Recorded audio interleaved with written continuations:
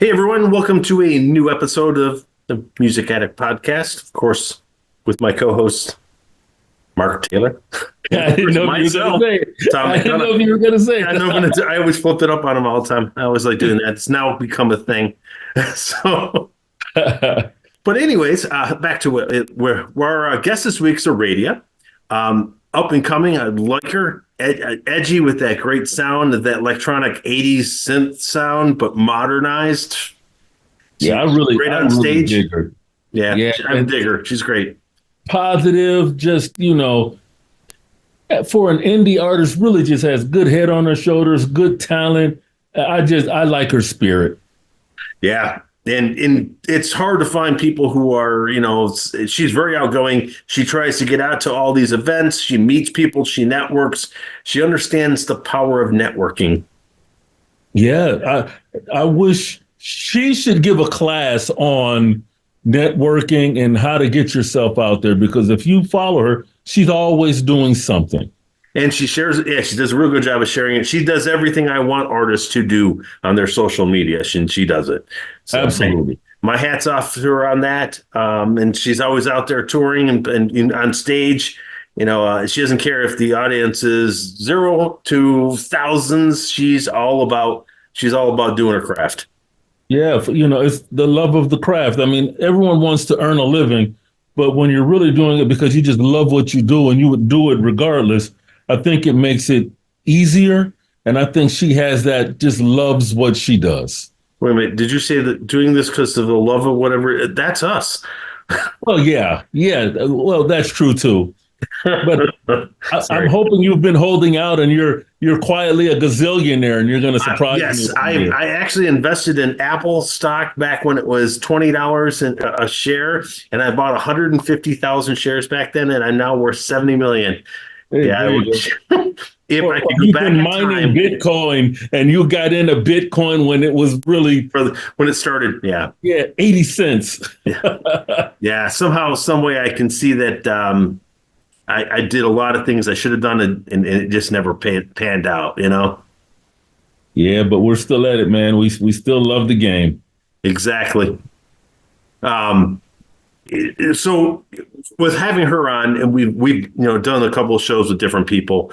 We've been flipping around and doing different things, especially with the Reverb campaign. We've been bringing in people from that campaign, and of course, we're going to bring on a lot more. Definitely older artists have been around since probably the 80s and 70s.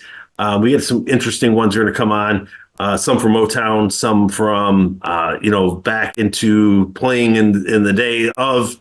I'm hoping to get a couple people from some of the bigger bands in the 80s there, in the mid 80s. And then we'll move to the 90s. Then we'll move to the 2000s.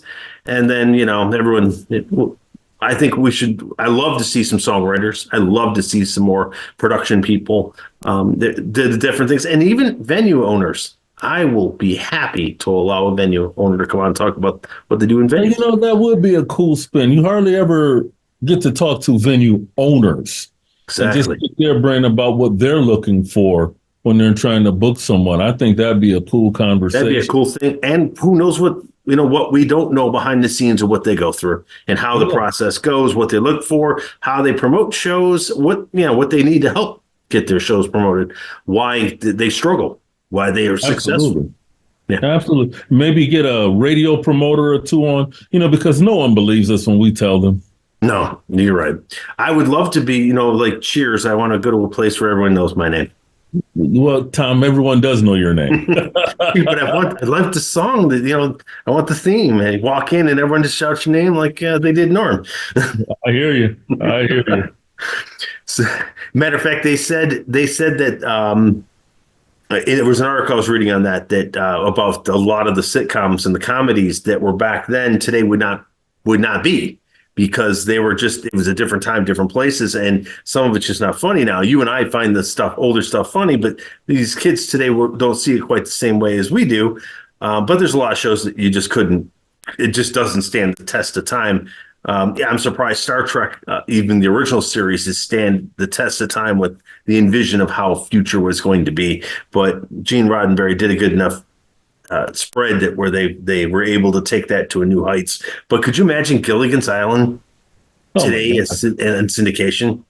Hey man, imagine All in the Family, or I mean, I Oh, loved that show, but that show would be canceled immediately. It could never be made today. no, and yeah, you're right. All in the Family had brought a lot of controversial subjects to play out in front of it. But yeah, today would not. It couldn't be done. Back then, it was the norm. And what it's amazing is they did these things in front of live studio audiences. Yeah. But the funny thing though is almost, I don't know how long, but the television singing shows have been around forever. Like a lot of people don't know, Gladys Knight got her start on singing television show. I think it was Ted Mack Amateur Hour. So these kind Wow. of shows have been around a long time. So, so everything changes, but everything stays the same. Hee Haw, Lawrence Yeah. Welk. What was it before American Idol? What was the one in the 90s with Ed McMahon? Oh, Star Search. Star Search. Yeah. So, What about and it's what going about on. Solid Gold in the Hey, 80s? hey, man. Well, that wasn't for amateurs, but who didn't watch the Solid Gold Dancers, Everyone Tom? watched the Solid Gold Dancers back then. Yes. We're aging ourselves, man. It's okay. But the Muppets had some great people on too during that time. They had a great show with a great cast of people who came on in the music industry that did Yep. go on stage and perform. It was a big thing to be on the Muppets back in the 80s. Prince was on the Muppet Show. Yeah, Prince was on the Muppets. Yes, it was a huge honor to be on. It's kind of like today would be on the late night shows. Jimmy Yeah. Fallon, Jimmy Kimmel. Obviously the Johnny Carson back in the day when Johnny Carson was doing it, or going It back was to when the never Beatles bigger were than Johnny on. Carson. Yeah, Johnny Carson was, coming up. If you were on Johnny Carson, you were a star. yeah, you were a star. Yeah, Yeah, he could make you or break you. I mean, I try to tell people, everyone else, you watch them, but everyone watched Johnny Carson. Everyone. It was one of those phenomenon that it may never be replicated because he had all the market share. I mean, if it was 10:30 Chicago time, you were watching Johnny Carson. yeah, it's exactly. They had such a draw and such a big show. Yep. In in the music wise, there's a lot of over. I mean, even Saturday Night Live has a music guest. There's a lot of things that music's been intertwined into late night television, let alone most of the shows that you see today, soundtracks, Netflix, Hulu, obviously Prime now with Disney Plus, and you get there's so many of them we could spend an hour just going down the names of them, but getting synced into television shows and movies. I mean, think of the '80s and how the powerhouse of how well movie soundtracks made movies. Top Gun, Dirty Dancing. Yeah. What's there's so many. You could go down the list of like hundreds. We could keep going down, but the '80s were made with that, and the same thing was the soundtracks made most of these movies in going forward, and till today. I mean, look at Lady Gaga when she did the whole thing with that whole movie being redone. Yeah. What was Ended it? up A Star having is that Born? soundtrack, yeah, that powerful soundtrack. Yeah. But it's funny how music really can make or break a movie. I mean, when the soundtrack is right, it really does help tell the story. Yeah, it does. But not just soundtracks, theme songs. I mean, when we grew up, TV shows had really cool theme songs. It's not that way so much anymore, but almost every show you watch regularly had a great theme song. Yeah. Oh yeah. Back in the day, they all did. Yeah, so music's always been tied in some way, shape, or form. Everybody knew the draw that music had to telling the story. Yeah. So it is the thing. It's a place to be. And again, yeah, I'd love to have some more different people. We're gonna start breaking up as we go along here and bringing in different guests. We have a couple more up and coming artists coming on in the next couple shows, and then Right. I think we'll switch it up and try to get a couple other people in there. Some vets. Yeah, some cats. Yeah. So I think we're energized with that. Of course, Music Addict has our newsletter, which is packed full of a whole bunch of information. And by the way, it's free. Absolutely. And my favorite part to it is it's free. It's free. Yeah. And we keep talking about it. Don't forget our inaugural Music Addicts awards. Award show. Yes. Don't forget to submit some music. Matter of fact, yes, it's September is the due date. Yeah, it's getting close. Getting close. It's climbing down. It's amazing how fast this year's gone by. But yes, I would love to see everyone submit their music. Both of us would be thrilled to listen to new music. Absolutely. Even people who are known artists, you can submit. Yeah. We just love music, and we want to do the best we can to help everyone be heard. There's like 120,000 songs a month being uploaded now. It's almost 2 songs a minute. Not quite, but almost 2 songs. Excuse me. Is it a minute or a second? Almost 2 songs a second, something like that being uploaded. It's just crazy, the numbers. So we do our best to help people find new music and shine a light on people who are unknown to try to help them become known. And it makes things easier for people to find music. Absolutely. So we both have a thirst for new music. So if you haven't yet, check out Music Addicts, check out the newsletter, check out just check out the site in general. It's just a cool resource. And of course, our podcast will keep continuing. Definitely enjoy that. So I guess without further ado, let's get to our interview with ARADIA. I mean, she was so much energy. I love this interview. It was so fun. Oh yeah, I truly enjoyed her. Like we were saying earlier, we're going to have like a end of the year wrap up. We got to make sure she's got to be a part of that. I agree. Absolutely. Great. Okay, on to our interview. See you on the other side. Hey everyone, I want you to welcome our guest, ARADIA. And I think I got that right, didn't I not? I know I did. You said it perfectly. Hello. I screw up names all the time. Everyone knows this. I have self-admit that I'm okay with that because English pronunciation, I'm college educated. I don't have it perfect all the time. So I'm okay with that. Well, you get a special prize for not calling me Arcadia. Exactly. So why I'm leading into this and pointing this out, where did the name come from? Because this is definitely a unique name. There's a couple different ways you can say it. I know there was a book in the back in the 1800s that had that name in it. And I don't know if it was based off that, because that was a pretty big seller back in the 1899 or 1898. And I do know that, and I recognize that from there, but I don't know. It's a unique name. It's not one you hear all the time. My understanding is that it's from more like Mediterranean, Armenian, and Greek type of heritage. I know there's a version in Armenian that's ARADIA and then Irada. So technically, like the Sicilian side of my family would pronounce it ARADIA if we were there. But in this country, that would make my nickname Ra, which I think would be a little weird, but cool at the same time. And people call me Ray for short. So ARADIA just like flows better here. Ray of sunshine. Come on. Yes. My goal is to radiate sunshine and love on everybody on the planet.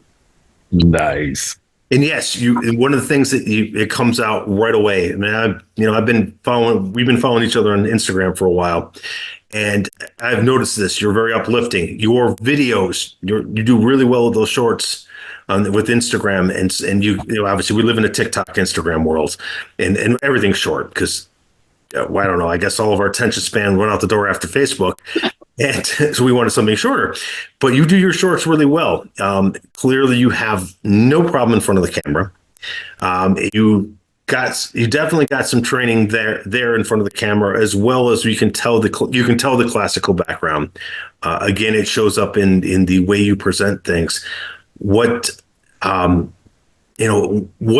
you to go from learning classical music to going to today's more modern, much more electronic sound?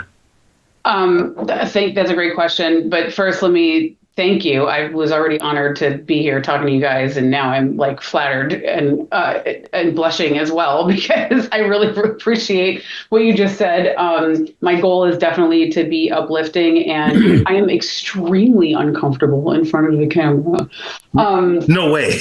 No, I really am. I'm like the most extroverted introvert. Like I definitely had to get myself into a groove to film myself at all. It was definitely a super odd feeling, and it's now I've kind of pivoted more toward talking during my videos, whereas before I was doing silent with like text over the video. It's a painful process because I edit everything myself. I create all my own content on social media and everywhere else. So it's been a journey. I'm still very much on that journey. I'm very happy to hear that what I'm doing looks and feels good from your perspective. That's amazing. But yeah, to answer your question about moving from classical to synth pop and indie-tronic music.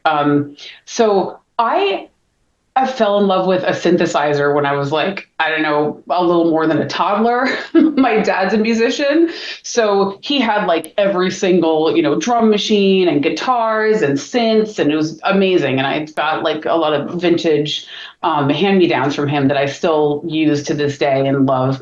But I went to conservatory.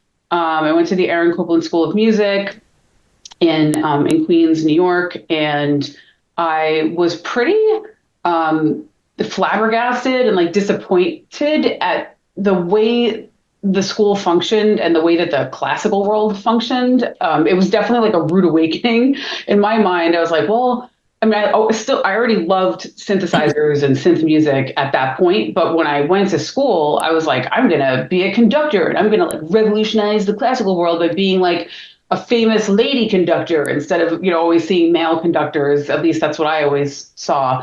And I mean, I was told flat out, give up now. Like, it's not going to happen. Yeah. They were like, you're not in one of these categories, so you're not going to make it.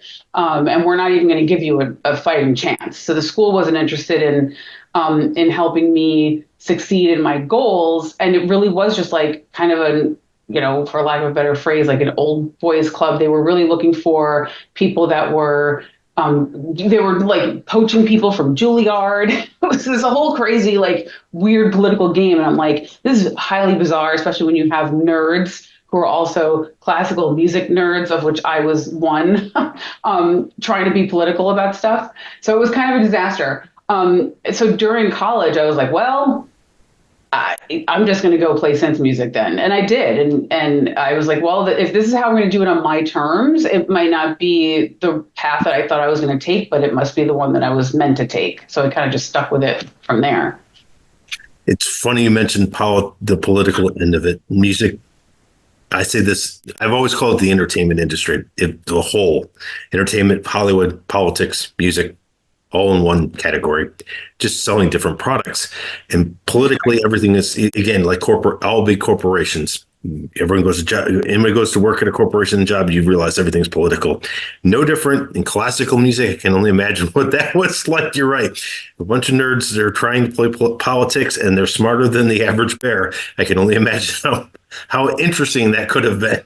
Yeah, it really was. In some ways, it was, a total nightmare, but it was also like there were fun moments and things that I learned, and definitely the harsh learnings that I got from that time of my life, I was able to apply to, times when I was interacting with people in the modern music industry. And the uplifting part, when I've really kind of skated off that for a sec, the uplifting part in your Instagram and TikTok presentation definitely comes out. When you are talking, you do present a very entertaining and uplifting version of what things come out. So you may think you're, have a trouble in front of the camera, but you do it so well that in the shorts, you can get that out and act whatever you need to do in the ray of sunshine completely. You do it well. Most people struggle at that in a lot of ways. And in most ways, I did it for so long when we did the TV show. I petrified the first 2 episodes. I had 5 cameras at me and I didn't know which one to look at. And it's not easy because you get all once you realize all these people are watching you, then you're trying to think in the back of your head, well, wait a minute, what are they going to think of me? Well, what I just did, they're going to retake this. And yes, I can only imagine that experience or how I would fall apart in front of all those cameras. But I appreciate it. That's like, what you said is definitely the little nudge that I needed to keep me going, because it's hard to, in a world where content is king and everyone has to be a content creator. I'm like, I'm a musician. I'm not a content creator. And it's also, social media is a wonderful mechanism through which to find your people and connect, with an audience in a real way. But a lot of days it can feel like that's the job. And so it feels like, hard work and not always, I'm not always feeling inspired to create stuff on social media. But yeah, anyway, it's great to hear what you said. It definitely gives me some inspiration. The other thing that's so cool, and if I can chime in, is that it's so much harder to be positive. It's easy to be negative. Everyone throws it out there. And you can find that it's, talk about a dime a dozen, but it almost seems like the music industry promotes it. If you've got negative images, if you've got negative, it seems like people gravitate towards it. So I applaud you for being willing to say, no. Sometimes there can be sunshine and rainbows. And I dig that, because I know as a musician as well, how hard it is to be positive. You would think it wouldn't be so hard. But I know the struggles of being positive. Go ahead. Sorry. No, what I was going to ask is, do you see the need, as I do, for the positive music to bring balance? Because it seems like it's leaning so far the other way that someone like you can help bring balance to music. I'm not poo-pooing them for doing what they do, but I applaud people like you that are trying to be positive and bring balance back. I could literally cry out of appreciation for what you just said, on every level. So yeah, like I just went to a major annual meeting for an organization that shall remain nameless, and was like mortified at the things that they celebrated and the negativity that they harped on, and then the negativity that I heard and felt from everybody I talked to afterwards during the networking. And then I, heard from another partner that I work with who was just saying how it's a shitty industry. It's, things are really hard. Everything's hard. It's a dark time. And I'm just like, man. So this is exactly what my recent song Off Day is about, is balancing the negative and the positive, and choosing your mindset and choosing your area of focus. And so, long story long, to answer your question directly, I feel that there is a tremendous need, not just in music, but in the world, to balance the negative with the positive. I feel deeply that there's so much negative stuff to resonate with, to commiserate on out there on social media and elsewhere. And that in music, I'm kind of, mortified by, again, not poo-pooing anybody, but basically there is just a ton of like sad girl music, or other types of downtrodden feelings reflected in music, and not a whole lot of celebration, and not a whole lot of celebration that has depth, in my view. So I look back at music from bygone days, and I hear lots of different subject matter: friendship, socio-political commentary, just general observations about life. Whereas today, there's a lot of negative stuff. And then there's basically one other topic that I hear over and over again, and that's romantic relationships. And my view is like, there's so much more to life. There's so much more to reflect on and to share and to commune about and to commiserate on. And I really, my goal, it's what I say and do in my music is 100% authentic. It's what I feel and live in my everyday life.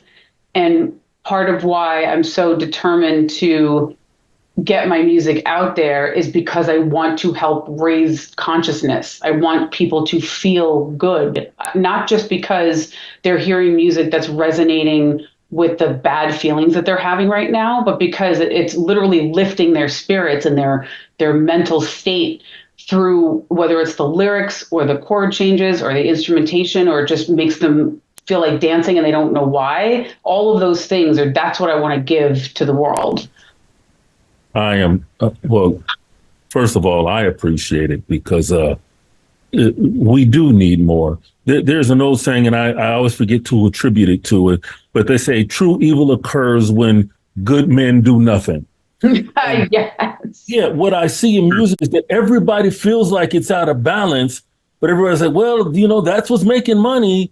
So no one's bringing the other side. There's no girls just want to have fun. I want to dance with somebody. I'm walking on sunshine. Yeah. There's so many songs that could just bring some balance. So when I find an artist that recognizes that and is willing to say, no, this is who I am, then I applaud that. And I truly believe that where songs come from is where they touch. So when you say that this is who I am, I believe your music will resonate. It just needs more people need to hear what you're doing. Thank you. I hope that day will come. Now, it would be horrible if we said all this and your music sucked. Yeah, right. But you've got such a cool sound. I mean, it's vibey. It's a little retro. It's just such a cool sound. And like you say, I hear it. It takes me back to a place where, okay, yeah, I dig this. This feels good. I comment something, a music addict posted something, and all I could post was, yeah, this is just vibey. Because when I hear it, it feels good. That's what I want from my music. So thank you. Thank you. You just made my whole month. I know I'm supposed to ask a question, but I had to just say that I really do like what you do, and I applaud the path you're on. Now, you said something earlier about how you wanted to be a conductor, but it was hard. But you are also kind of blazing paths because you're a female that's doing your own production and the whole nine. And that's a pretty male-dominated category as well. I'm always trying to find female producers and engineers. So, being out there like that's got to be tough. When you come in and they're like, well, who's the producer? Yeah, every time. So how do you deal with all of your musical attributes and all of your musical knowledge? You walk in, they're still looking for the guy that's producing. How do you handle that? I actually made thanks for that question. I actually made a funny TikTok when I first started my TikTok account about exactly that, where I've got a dude being like, oh, yeah, who makes your music? And I'm like, me. And they're like, no, but like, who writes the songs? And I'm like, me. And they're like, no, but like, the production. And I'm like, me. Because that would happen, and it still does. It would happen to me at like every show. I use backing tracks for my shows because I'm a one-woman show. So I, get off stage, and invariably some guy would walk up to me and be like, oh, this is cool. You're like a singer-songwriter, but with an electronic producer. And I'm like, I just go away. I can't fight with you right now. And I get it. Like, I understand why people are making that assumption. And, I'm not walking around mad at everybody, but I do want to lift women and encourage young women to do this stuff themselves. So there is more of it happening today, but the ratio is still shockingly imbalanced. So yeah, when I was actually, this is a kind of interesting. I saw that Robert Eibach was on the show and that you guys work with him. There's two reasons why that's relevant. One is because he actually, there was a moment during which we were like kind of running in the same circle in LA. Mm-hmm. And I had a really cool interaction with him that contributed to my whole like mindset and staying on the uplifted, shifted mindset path. So that's like a story for another time, I guess. But also because he was one of the people that I was going to work with when I was still kind of just not having that confidence or support when it came to being a fully fledged producer. I could not for the life of me find a mentor. I looked everywhere. I went to every networking thing. I went to all the ASCAP expos, excuse me, ASCAP expos. I went to everything, every online resource I could find. And what I encountered was lots of guys telling me that I should just start over and have them produce everything. Robert was not one of these people. That's another reason why I mentioned him, because he was very encouraging. He was like, you could do this. Like, I'll work with you, but like, you could do this. And so it felt at times like, this very circuitous path and a sort of tenuous journey where I kept vacillating between like, oh, I need somebody else to work with. But then on the other side of the spectrum, I was like, I have a vision for these songs. I know exactly how I want them to sound. But I was too lazy, inflexible, scared, all of those things to just like grab life by the reins and learn how to do everything myself. And so, but getting to the point where I finally did learn how to produce and mix my own songs, it was cathartic, because now I own everything soup to nuts, and if I work with people, it's because I want to, not because I have to. I don't have to rely on anybody. And being able to realize the vision for each song that is that authentic vision that only I, it turns out, could accomplish. It's the best reward I could ever have hoped for along this whole, journey that I've been on. Well, it's good to hear that Robert did, I've known him over 25 years. Amazing.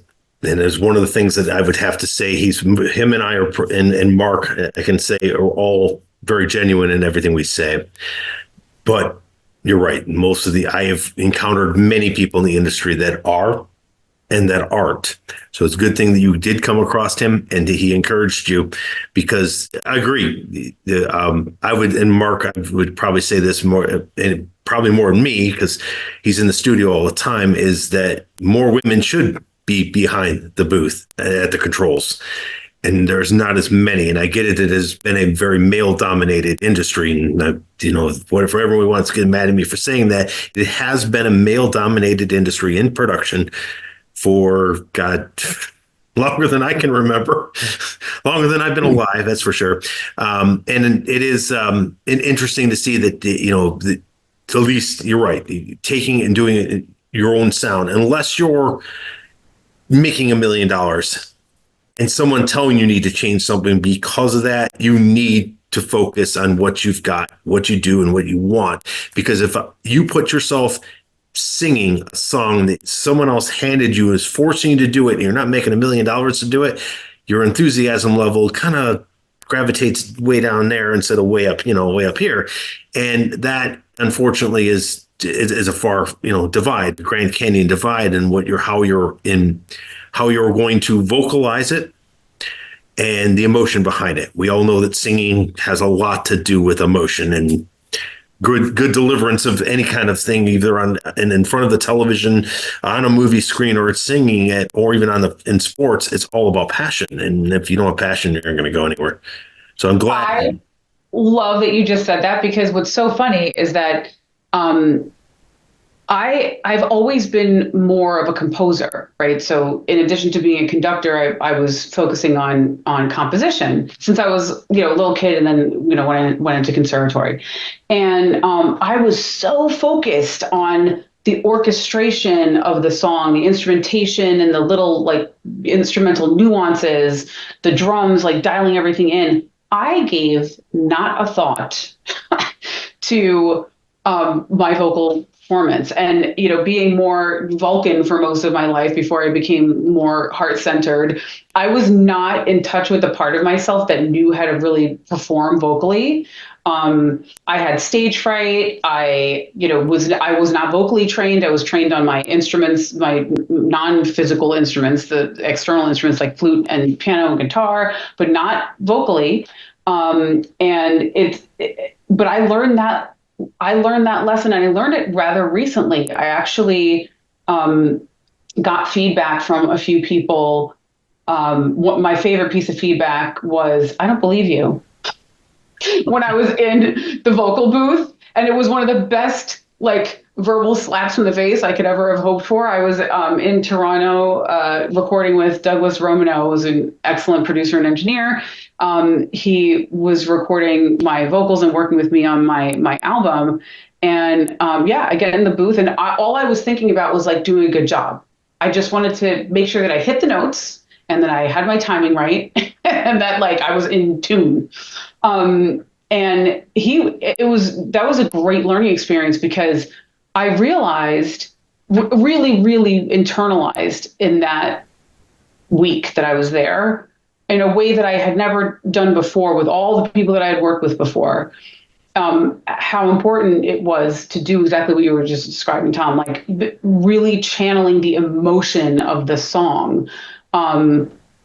That's what makes people fall in love with it. And once I let go of that whole perfectionism on stage, which happened before this other realization, that was when I learned how to really perform on stage too, and the stage fright went away. Because I realized I watched so many other artists performing, and people that I adore and I think are gods on stage, like Bono and Mick Jagger, and watch videos of them performing on stage, and they'd be off key plenty of the time, but it didn't matter. I didn't notice until I was dissecting things, because what matters is the passion and the energy and that gift that they're giving to people by just being on stage and putting themselves out there, and belting it out. And yeah, so basically just a long sidebar to say, the passion is what makes it. It's not all about the technique. And I was very focused on technique for a very long time. And I've learned to bring those things into balance very recently. You never know how these conversations are going to go. But I've got a niece, and she graduated Full Sail. She's Awesome. about 22, and she's an engineer, and she's struggling. What advice would you give to her? Well, bravo and congratulations to your niece. My advice is experiment, experiment, experiment, and listen to every single thing you do on many, many, many different systems. Every time you do a different mix or production, and also, little technical thing, you make more than 3 tiny changes, save it as a different file. save it as a new mix.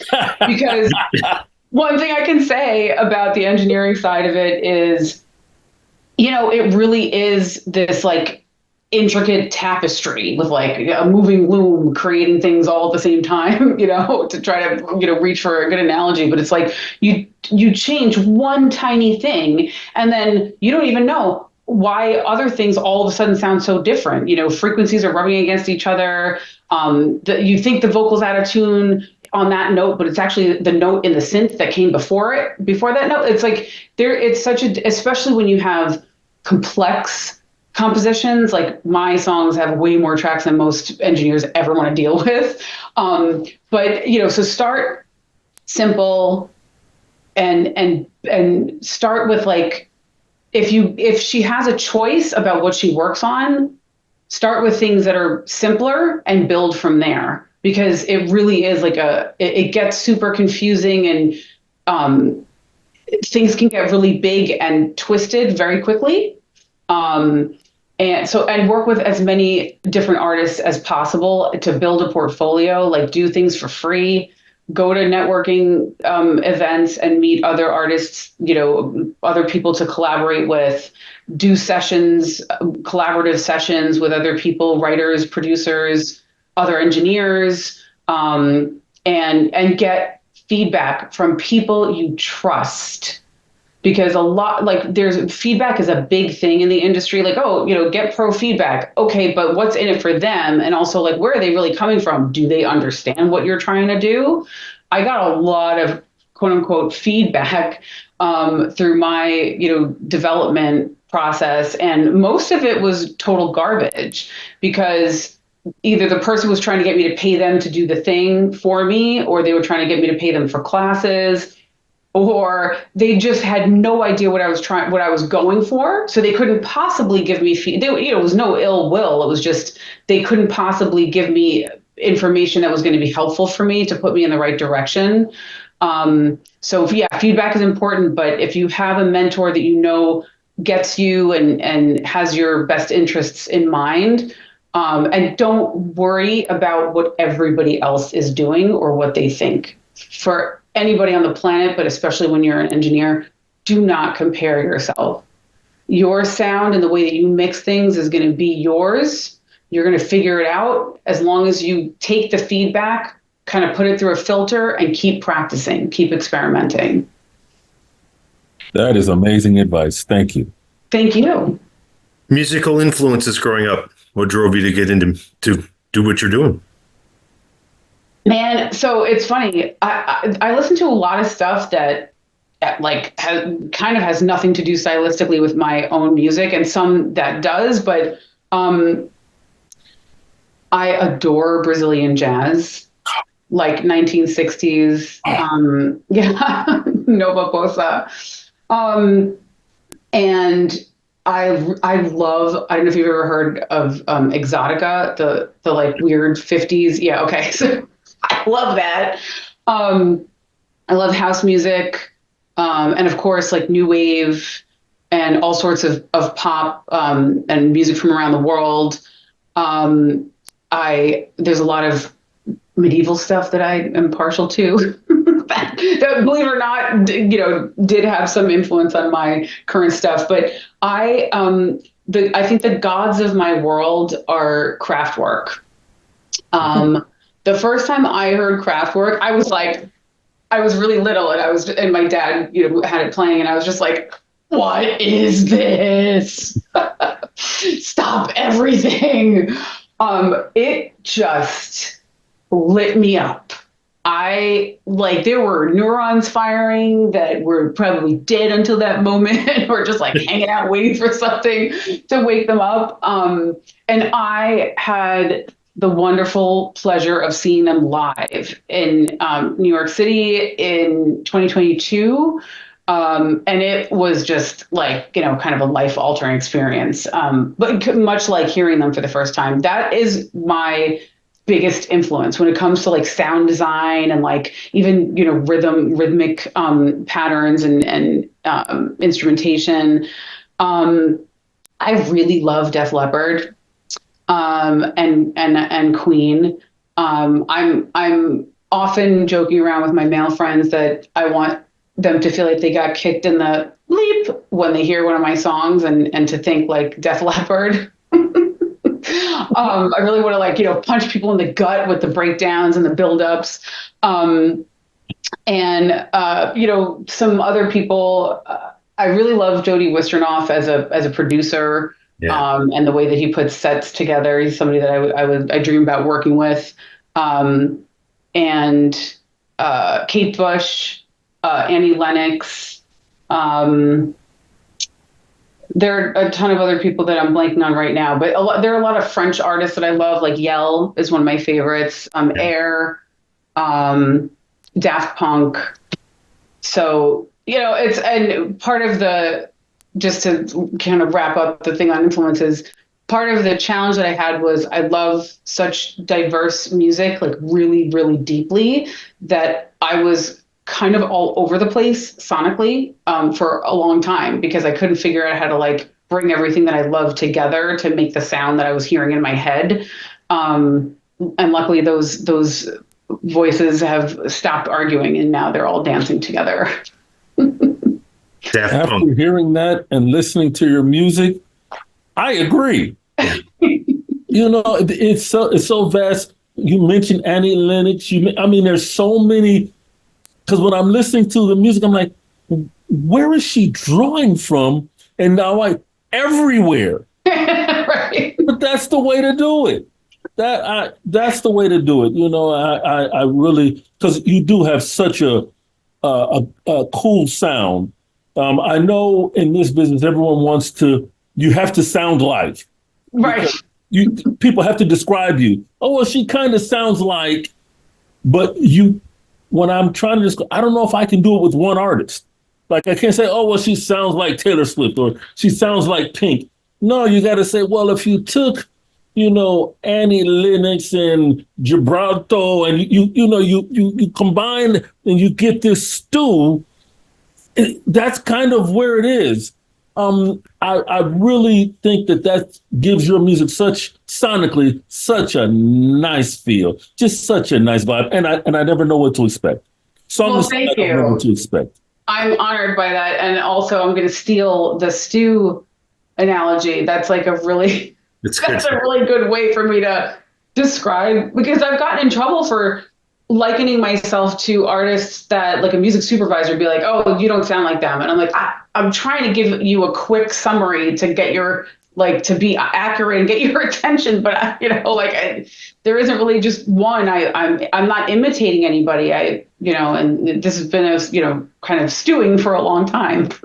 It's hard because being on the other side, when you're the exec and someone comes in, everybody says, oh, well, I'm amazing.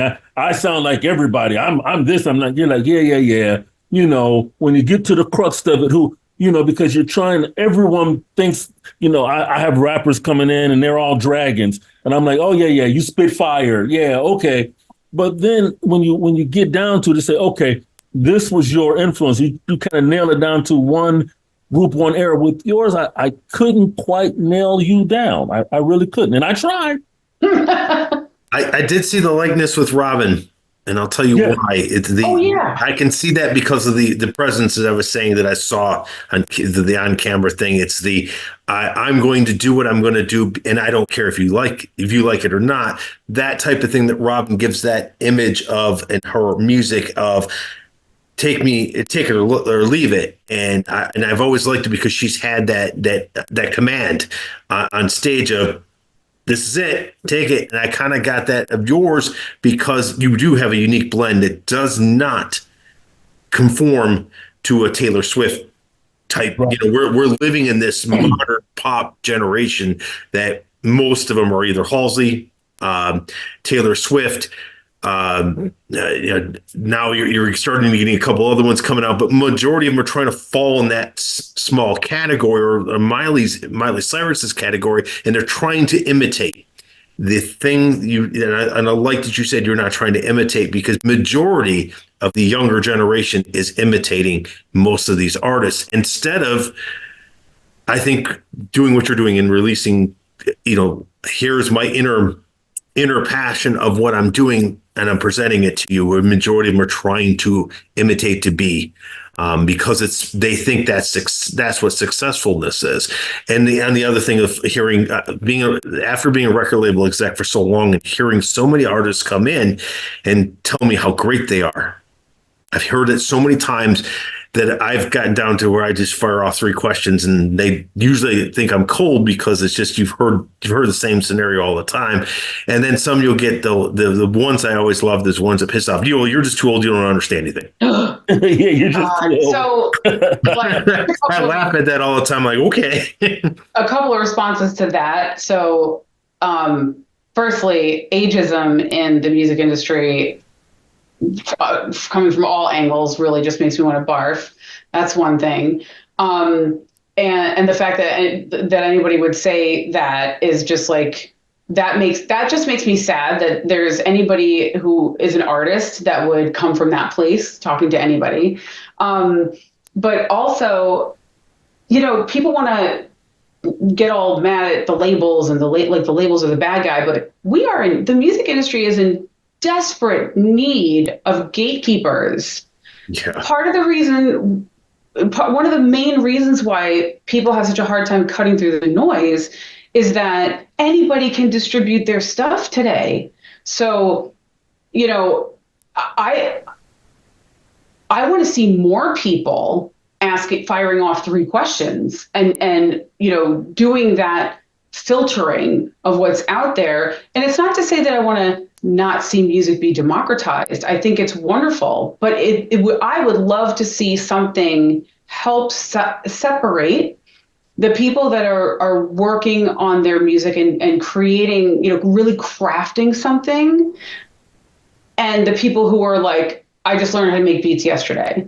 The other thing I want to say is I have never started a conversation or even said in a conversation with anyone that I'm so great when it comes to my music. And I only mention that because I think it's a very silly way to go into any conversation, because yes, anyone in the industry is going to be, inundated with that commentary, but also it's subjective. Correct. It's totally subjective. You can be technically a very good player or instrumentalist or producer, but that doesn't mean that whoever you're presenting your stuff to is going to agree with you. Let them be the judge. Well, the industry is going to agree with it. Exactly. What people don't get is that corporate America invests lots of money into things, and it's their real industry. So you're trying to, as we've said this multiple times, it isn't the music that you're selling anymore. It's yourself. And what can you sell as a brand? And so people trying to coming from the end of the technical end of saying their music's great. You're right. You said it best. There's 100,000 songs that are released daily throughout the world.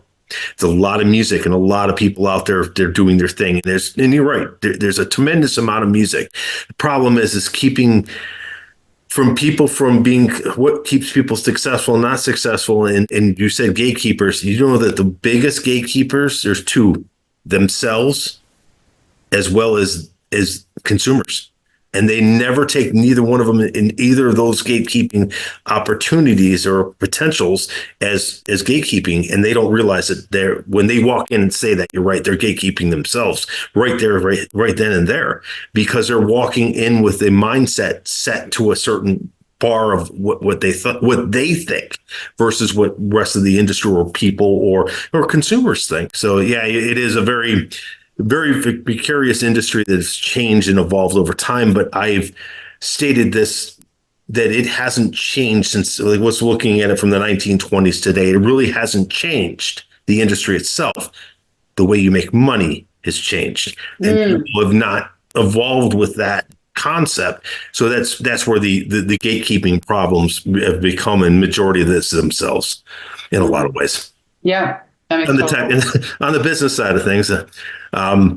Well, on that whole business side of things, one of the things that I got to ask is, since you are, like you say, self-contained, in this world of, that means not only you writing, producing, but you also got to do all your social media. And then you got to find time to live, eat. How do you balance your time?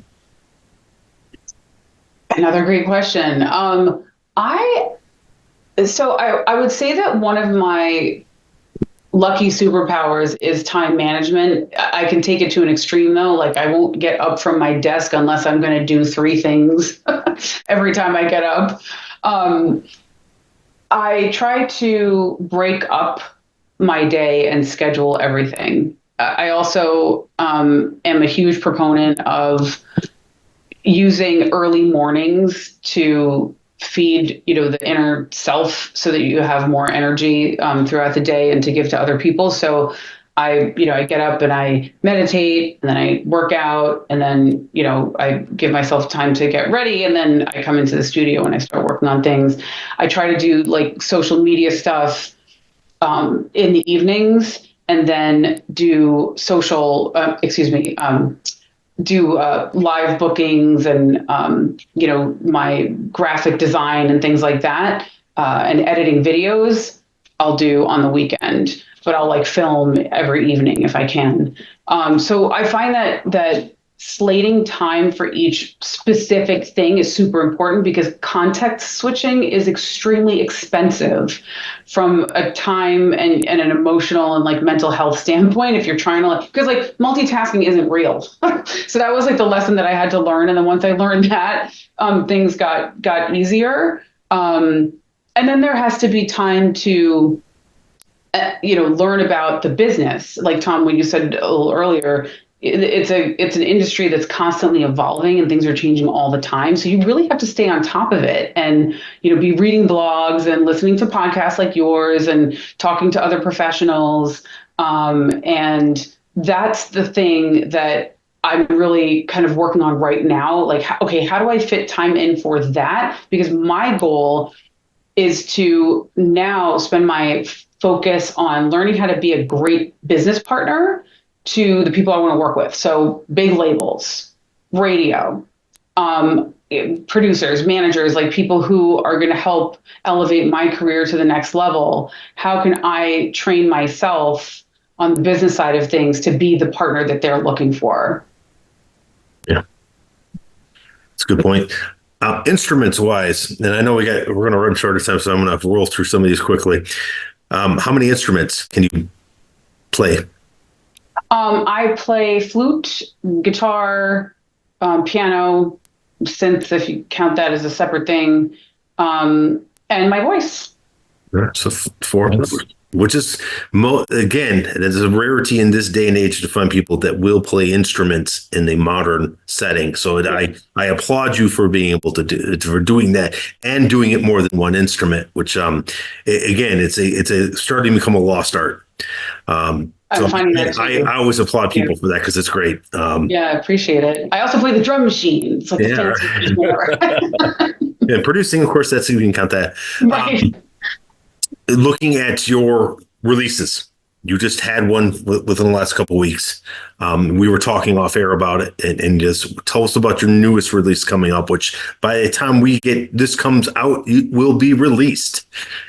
Very exciting. Okay, so Off Day came out a couple weeks ago, and Sun Shower is going to be coming out on April 5th.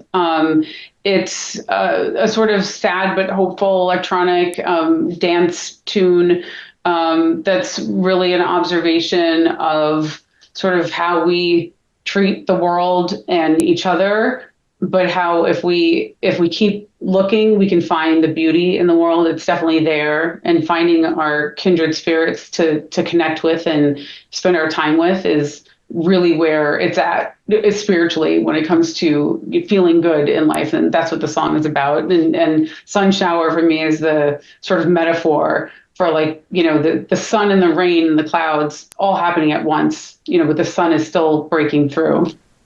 Yes, always great to see that too when the sun's out, when it's just breaking into the rain, but the sun's out. It's always cool. I mean, I always liked rainbows, so right on. Can't go wrong with those, Exactly. It's a beautiful picturesque scene. Time sure got away. I have enjoyed our time so much. Time just got away from it. You're going to have to come back. I probably talked way too much and took you guys. No, we love that. Yes. No. I was caught up in conversation and the hour's gone. You're just going to have to come again. Yeah. I would be honored to do that. You guys are amazing, and I really, really appreciate this conversation and your energy. Like, we were talking about people giving good stuff to the world, and I follow you guys and I see what you're doing, and I just love what you're putting out there. It's just wonderful that you're out there in the world. Thank you very much. I appreciate that. So yeah, definitely thank you for being on the show, and you definitely got to come back. You got to come back. Anytime. Don't say it if you don't mean it. Yeah. Don't say it if you don't mean it. I'm here anytime. I'll bring my glass of wine and we'll chat it up. All right. Cool. All right. So definitely look for our next single coming out, and definitely follow her on social media. We'll put them tag it in the our socials and the introductions of all the on all the different where I can put them all on between Spotify, YouTube, and of course our website, and of course social media itself. So yeah, definitely follow her. Follow her. Yes. Thank you. Very cool. All right. All right. Again, thank you. It's been a pleasure. Thank you. Thank you, guys. I really appreciate it. You want me to hang up now? Wait, hold on.